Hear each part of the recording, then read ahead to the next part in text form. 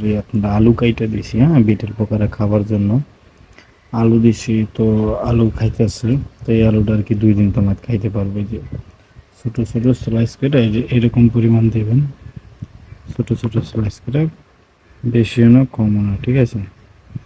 এরকম পরিমাণ দিলে আপনার এটা 2 দিনের খাবারের মতন, ঠিক আছে? 2-3 টুকরা দিলে এনাফ। তো আমি 4 টুকরা দিয়ে দিছি যাতে খাক। আর এগুলো অলরেডি ডিম দিতে আছে, হ্যাঁ।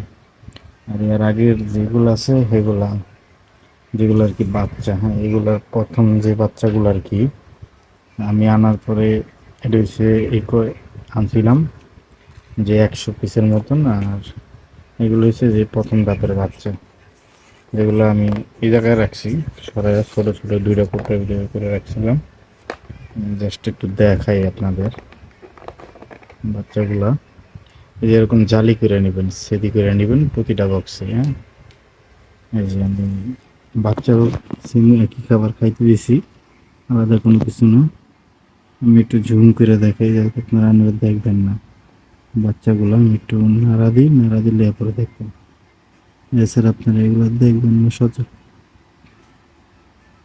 বাচ্চাগুলো এখন একটু বড় হয়েছে, দেখছেন কি পরিমাণ নড়তেছে। এগুলো আসলে সব বাচ্চা এখনো, যেগুলো এই যে বাচ্চাগুলো নড়াচড়া দিলে তারপরে ছেড়ে যাবে, চালাক হয়ে গেছে আর কি। এর নিচে সবই বাচ্চা, এগুলো এই যে সবই বাচ্চা। এগুলো তো বাচ্চাগুলো হয়তো দেখতেছেন, বুঝেছে লার্ভা গুলো, এবারে ছোট পরিমাণের লার্ভা দেখি। তো আসলে লার্ভা গুলো আপনারা দেখছেন।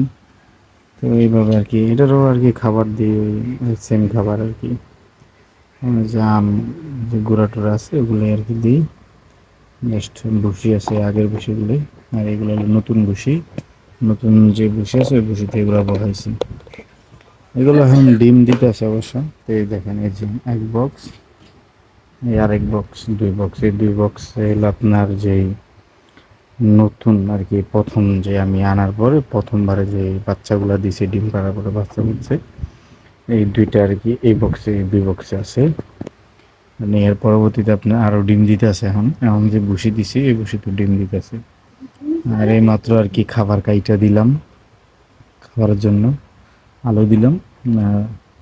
খাবারের ভিতরে আপনি আলু দিতে পারেন, কোমর দিতে পারেন, পাতাকপি দিতে পারেন, ঠিক আছে? পাতাকপিও দিতে পারেন, লাউ দিলে অবশ্য লাউ খাইবো সম্ভবত। লাউ খাওয়া ট্রাই করি নি আমি। আলু, পেঁপে আর হলো আলু খাওয়াইছি, পেঁপে খাওয়াইছি, মিষ্টি কুমড়া দিছিলাম, ঠিক আছে? মিষ্টি কুমড়ো খায়। তো আর এগুলো কিন্তু কোনো কামড় দেয় না, হ্যাঁ। অনেকে মনে করতে পারে যে এগুলো ওড়ে বা কামড় দেয়, আসলে এরকম কিছুই নেই। যে এগুলো কিন্তু কামড় দেয় না, প্লাস ওড়ে না, ঠিক আছে? এগুলো যে নিচে আছে অতটুকু, এগুলো উপরে উঠতে পারবো না, এই দিয়ে বায়া উপরে উঠতে পারবো না জাস্ট, ঠিক আছে? এই যে এদের একটু দেখায়, হ্যাঁ। এই যে মানে একবারে সাধারণ বলতে নাম, এই যে বাইতেছে, নামে না, এই যে ফালাই দিছি। যাই হোক, তো এগুলো খুব সাধারণ, এগুলো যেভাবে আছে এভাবে। এমন করতেছি যে অনেকে বলতে পারেন যে ভাই খোলা রাখেন, আসলে খোলা রাখাটা বেটার না। খোলা যদি রাখি তাহলে অনেক সময় ইঁদুরে বা মুরগি, ঠিক আছে, যে কোনো কিছুতে অ্যাটাক করবো। আপনার মুরগিতে পোকা দেখলে কিন্তু খাইবো না, এই পোকা খাইবো না, পোকা কিন্তু ঠোকরায় মাইরা লেবো, ঠিক আছে? আবার ইন্দুরে কিন্তু এই পোকাগুলো খাইয়া লেবো বা ধরে নিয়ে মাইরা লেবো। যে কারণে অবশ্যই যে বক্সে রাখবেন অবশ্যই এরকম সিদি করে রাখবেন, যাতে আর কি অক্সিজেন নিতে পারে, ঠিক আছে? আর খাবারের আইটেম কী কী দেবেন এটা তো বললামই। ইনশাল্লাহ এই বিটেল পোকার যে টু জেড ভিডিও আছে সবগুলো পাবেন। আর এই যে প্রথম ধাপের যেগুলো বাইরেতেছে এগুলো কিন্তু আমি মাদার বানাবো, এরকম মাদার বানাবো, ঠিক আছে? 1000 পিস, 1000 পিস মাদার বানাবো। তার পরবর্তীতে আপনারা যদি কেউ মন চায় যে আপনারা বিটেল পোকা চাষ করবেন, তাহলে সেক্ষেত্রে আমার থেকে মাদার কিনতে পারবেন ইনশাল্লাহ সামনে। আর আমার যেহেতু হাঁস মুরগি আছে, আমি হাঁস মুরগির খাবারের জন্য প্লাস তার পরবর্তীতে যে নতুন মাদার করুন তারপরে ওগুলো সেল করতে পারুন আর কি, সেল দিমু যে নতুন মাদারগুলা।